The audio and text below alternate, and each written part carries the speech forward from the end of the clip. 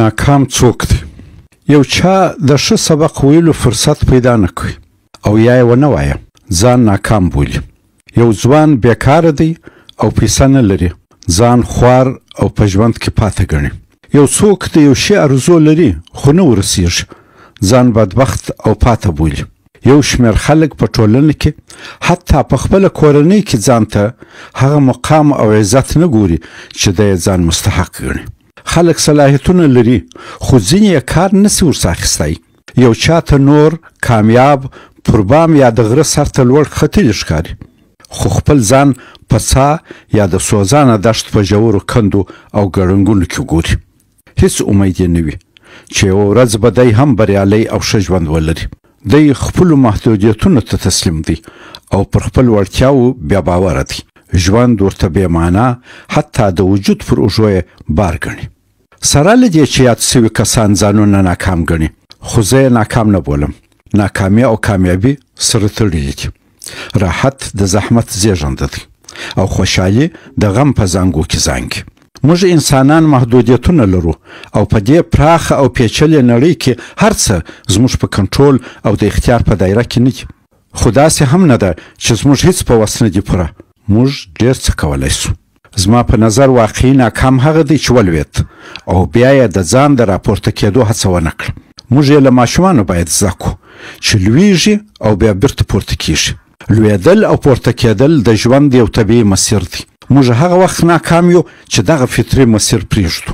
په ژوند کې زما د بریالیتوب لوی سبب زما نه ستړی کېدونکی تلاش دی. ما تل په ناکامي کې د کامیابۍ لپاره سرمایه ګذاري کړې ده. غواړم دلته د سترګو حال یو واقعي کیسه درته بیان کړم چې څنګه یو لوېدلی ځوان ځان راپورته کوي. پوهنتون کې وم. د عبدالخالق په نوم یو ځوان مې په اول ټولګۍ کې همصنفي و. د ولایت نوم یې د مصلحت په حساب نه اخم. درس یې نه وایه، ناکام سو. بل کالم ناکام سو او بالاخره له پوهنځۍ اخراج سو. څو کاله وروسته مې عبدالخالق بیا ولید. ما ویل څه کوې؟ ویل پوهنتون وایم. ما ورته وویل ته خو اخراج سوی وې نو بیا څنګه وایې؟ خپل تاریخي سرګذشت یې داسې راته بیان کړي. کله چې له پوهنتون اخراج سوم کور ته ولاړم. په څه کار مې ځان مشغول کړي. د وخت په تېرېدو زما پخواني همصنفیان او همزولي له پوهنتونه راووتل، ښه دندې پیدا کړې. ما ته داسې ښکارېده چې هغوی په ژوند کې یو هدف لري او د هغه رسېدو ته روان دي او زه بې هدفه هسې شپه ورځ تېروم، ځان او کورنۍ خطا باسم. د همزولو په لیدو به ما ځان خجل، بې فایدې او واقعي ناکام احساساوه. ډېر ناارام وم چې ما ولې پوهنتون ونه وایم. فکر به مې کاوه چې دا مایوسه ژوند به تر کله تېروم. نور مې دا ژوند نه غوښت. یو اړخو د ځان وژنې فکر هم راولوېد، خو هغه مې د دین خلاف وګاڼه او ومې ویل چې که دا دنیا مې خرابه ده نو هغه بله ولې خرابه کړم. صرف نظر مې وکړ، نه پوهېدم څه وکړم. پوهنتون ته د بیا شاملېدو فکر مې وکړ، خو هغه لار بنده وه. دا ځکه قانونا ما بیا د پوهنتون د ویلو چانس نه درلود. خو بیا له پوهنتون ویلو ځان مې د همزولو سیالم نسو ګڼلی. پس له ډېرو فکرونو فیصله مې وکړه چې پوهنتون به حتما وایم. خو څنګه؟ دغه کار ایجابول چې د هېواد مسلط تعلیمي قوانین مات سي. دا ډېر سخت او حتی ناممکن کار و. شخصي پوهنتون نه و چې ما ویلی وای او په دولتي پوهنتون کې بیا ما چانس نه درلود.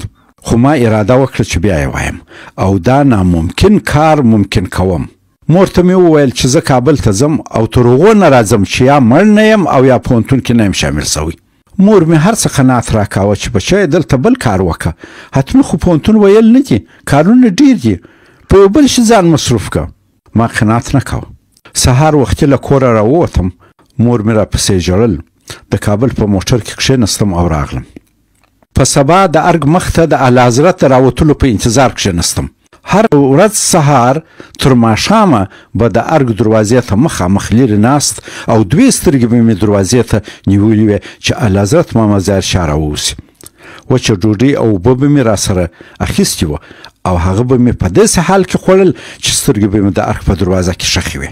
یو څو وارې مې شک راغی چې دا به د اعلیحضرت موټر وي، خو یقین به مې نه و. یو څو وارې مې فرصت هم د لاسه ورکړ. د 2 اونیو په تېرېدو سره پوه سوم چې څه اوس وکړم. بله ورځ مازدیګر چې د اعلیحضرت موټر راښکاره سو ما یو دم خیس کړه او د هغه د موټر مخې ته ولوېدم او د سړک پر بره اوږد ورته پرېوتم. د اعلیحضرت محافظونو هجوم راوړ او ټول راباندې پرېوتل چې شور ونه خورم. ما لوی نارې وهلې چې اعلیحضرت همایوني، اعلیحضرته عرض لرم، بیچاره یم، مجبور یم، پر ما ورحمېږي. اعلیحضرت د موټر تر کړکۍ خپل یاور ته وویل چې راته راولئ. زه یې لاس تړلی په خاورو سپېره ورته راوستم. ویل څه وایې؟ ما ورته وویل ستا قربان سم، غل نه یم، قاتل نه یم، رهزن نه یم او بخشش هم نه غواړم. له خپل معرف پروره پلار غواړم چې ما ته د تعلیم فرصت راکړي. مرګ غواړم خو بې علمه ژوند نه غواړم. که نه دلته ما مړ کړي، خون مې در بخښلی دی. د خارج بورس نه غواړم، په همدا کابل کې غواړم پوهنتون ووایم. د دې خبرې په اورېدو اعلیحضرت حیران شو چې زه څه وایم. دا ځکه هغوی د داسې یو ساده او مشروع غوښتنې انتظار هیڅ نه درلود. هغوی شاید فکر کاوه چې کېدای سي د قتل او قصاص کومه قضیه وي چې د عفو یا تخفیف غوښتنه کوم. اعلیحضرت په ډېره دلچسپي راته وویل چې ته غواړې تعلیم وکړې او څوک موقع نه درکوي. ما ټول جریان ورته ووایه چې زه ناپوه او بدبخت وم چې پر خپل وخت مې سبق ونه وایه. اوس پښیمان یم او غواړم ووایم. د ملوکانه ذات ترحم او لطف غواړم. اعلیحضرت راته وویل عریضه لرې؟ عریضه مې ورکړه او راته ویل چې د مربوطه وزارت څه بیا احوال واخ. ډېرې ورځې وروسته چې وزارت ته به تلم و راتلم، یوه ورځ وزیر صاحب ور وغوښتم او راته ویل اعلیحضرت ستا د عرض جریان بیان کړي او ویل چې پوهنتون کې باید شامل سي. قانون هیڅ اجازه نه درکول، خو اعلیحضرت ویل یو لار باید ورته پیدا سي. موږ ویل هیڅ لار نسته. بالاخره په مشوره اعلیحضرت یو خاص استثنایی او فوق العاده فرمان صادر کړي او تاسې پوهنتون ته شامل کړاست. دوستانو، عبدالخالق پوهنتون ووایه فارغ سو او بیا مې واورېدل چې ښه کامیاب او خوشحاله ژوند یې درلود.